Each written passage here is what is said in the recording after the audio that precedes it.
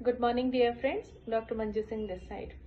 Clinic में आने वाली एक और प्रॉब्लम के बारे में आज मैं डिस्कस करना चाहती हूँ।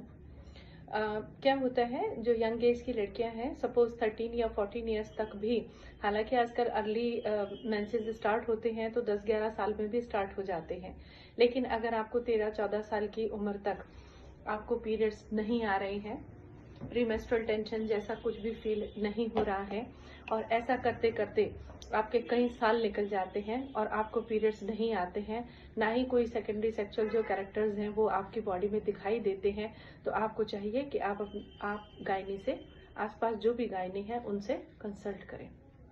क्या होता है, ऐसे केसेस में कई बार देखने में मिलता है कि उसमें यूट्रस नहीं होता है, या माल फंक्शन यूट्रस होता है, या इन्फेंटाइल यूट्रस होता है। मतलब यूट्रस की ग्रोथ उतनी नहीं हो पाती है, जैसे छोटी बच्चों की यूट्रस होती है वो वैसी ही रह जाती है।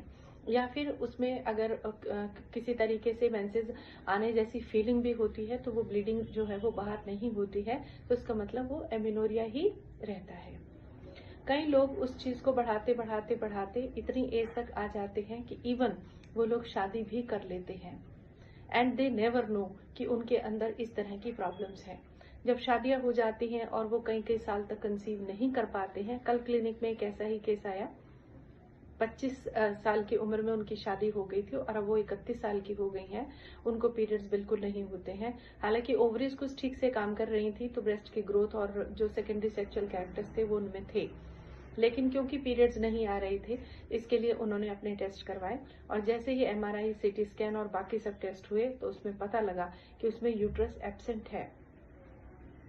वेजाइना भी बहुत ही शॉर्ट वेजाइना था और उसकी भी मतलब ग्रोथ प्रॉपर नहीं हुई थी। तो ऐसे केसेस में क्या होता है कि जब सभी चीजों का, एक तो आप ठगे से रह जाते हैं, एक आपका पार्टनर ठगा सा रह जाता है कि अरे ये क्या हुआ। अगर यूट्रस ही नहीं है तो आप बेबी प्लान करने का तो सोच ही नहीं सकते हैं, आप कंसीव नहीं कर सकते हैं। सीधी सी बात है, जब आपको पीरियड्स ही नहीं आते तो कंसेप्शन कहाँ से होगी। ठीक है। दूसरा, आपकी जो मैरिड लाइफ है, जो सेक्सुअल लाइफ है, वो भी बहुत बुरी तरह से अफेक्टेड होती है।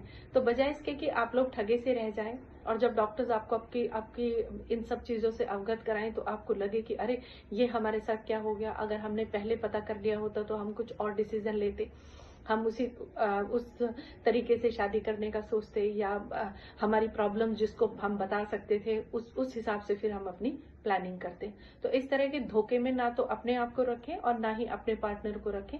पहले अपने डॉक्टर्स को दिखाएं, अपने टेस्ट कराएं, अगर कोई प्रॉब्लम है तो उसका सॉल्यूशन निकले। यूट्रस नहीं है तो उसका तो कुछ किया नहीं जा सकता है, लेकिन वेजाइना रिकंस्ट्रक्ट जरूर हो जाते हैं ताकि सेक्सुअल लाइफ आपकी थोड़ी ठीक से चलती रहे। तो अपनी प्रॉब्लम्स के लिए डॉक्टर्स के साथ डिस्कस करें, उन्हें छुपा करके ना बैठें और उन्हें अपने लेवल पर ना झेलते रहें, ना तो खुद परेशान हो और ना ही अपने पार्टनर को मिसगाइड करें।